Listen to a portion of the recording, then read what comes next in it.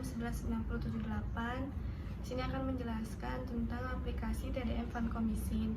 Yang pertama ada golongan vancomycin yaitu glikopeptida bakterisidal. Yang kedua ada fungsinya yaitu aktif melawan bakteri gram positif termasuk Staphylococcus aureus yang resisten terhadap metisilin dan Staphylococcus coagulans negatif yang resisten terhadap metisilin. Kemudian ada efeknya yaitu time dependent, yaitu efeknya tergantung pada waktu di mana konsentrasi obat melebihi MIC bakteri. Sesuaikan dosis segera, jangan menunggu level konfirmasi palung. Yang kedua ada ADR. Untuk ADR-nya itu ada level toksisitas dan ototoksisitas yang masing-masing berhubungan dengan nilai konsentrasi palung dan puncak. Untuk rute pemberiannya itu bioavailabilitas oral yang terbatas. Rute pemberian utama adalah infus intravena. Untuk parameter PKPD-nya, yang pertama ada waktu puncak segera setelah infus selesai. Yang kedua ada tes setengahnya yaitu 4-6 jam. Untuk volume distribusinya itu 0,4 sampai 1 liter per kilogram. Untuk ikatan proteinnya itu 55%. Untuk ekskresinya yang utama itu melalui filtrasi glomerulus.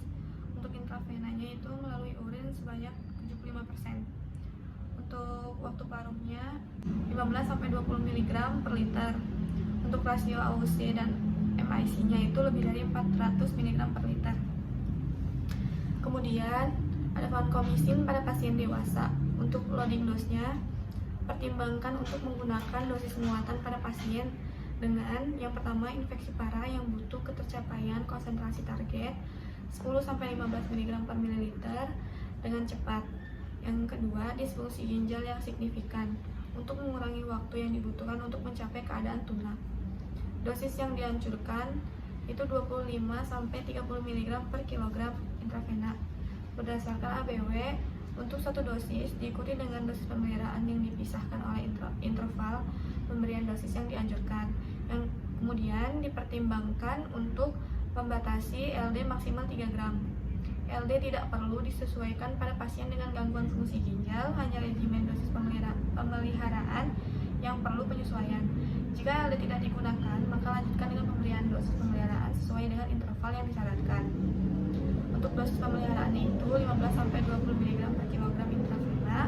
Berdasarkan ABW, maksimumnya itu 2 gram per dosis. Untuk dosis pemeliharaan awal, dosis lebih besar dari 500 mg dibulatkan ke 250 mg terdekat. Dosis kurang dari 500 mg dibulatkan ke 50 mg terdekat. Untuk interval tergantung pada fungsi ginjal pasien dan konsentrasi serum vancomycin yang ditargetkan. Untuk vancomycin pada pasien dewasa, yang pertama, berhati-hatilah saat memilih pasien untuk dosis per 8 jam. Hindari pada pasien yang lebih tua dan atau dengan pasien dengan penyakit penyerta, misalnya diabetes, gagal jantung, dan lain-lain. Atau ketika clearance kreatinin diperkirakan terlalu tinggi, misalnya masa otot rendah pada pasien lanjut usia, dismobilitas, paraplegia, dan lain-lain. Pertimbangkan dosis per 8 jam untuk pasien yang lebih muda dan sehat dengan sedikit penyakit penyerta medis. Range perkiraan clearance kreatinin yang diberikan hanya dimaksudkan sebagai panduan dalam pemilihan interval pemberian dosis empiris dan tidak boleh digunakan secara terpisah tanpa mempertimbangkan faktor pasien dan infeksi, terutama ketika perkiraan clearance kreatinin mendekati kedua ujung range tersebut. Kemudian untuk level vancomycin, yang pertama ada AUC, rasio area di bawah kurva terhadap konsentrasi hambat minimum, dianggap sebagai parameter farmakokinetik terbaik terkait dengan respon klinis dan respon bakteri terhadap vancomycin. Namun, karena relatif tidak praktis untuk ditentukan dalam praktik klinis, level palung digunakan sebagai pengganti terkait efikasi. Yang kedua yaitu kadar puncak. Kadar puncak umumnya tidak direkomendasikan karena tidak berkolerasi dengan perbaikan hasil klinis. Kadar puncak obat hanya boleh dipesan dalam keadaan yang jarang terjadi untuk memfasilitasi analisis farmakokinetik pasien secara individual. Kemudian ada efikasi. Kemanjuran atau efikasi vancomycin terutama tergantung pada waktu di atas MIC. Yang keempat ada target konsentrasi serum. Rekomendasi target level 10-15 mg per liter untuk semua infeksi. Tidak ada data yang dapat diandalkan untuk mendukung penggunaan target 15-20 mg per liter, namun ada data yang menunjukkan bahwa target 15-20 mg per liter berhubungan dengan peningkatan resiko nefrotoksisitas. Kadar vancomycin harus selalu dijaga di atas 10 mg per liter untuk menghindari perkembangannya resistensi.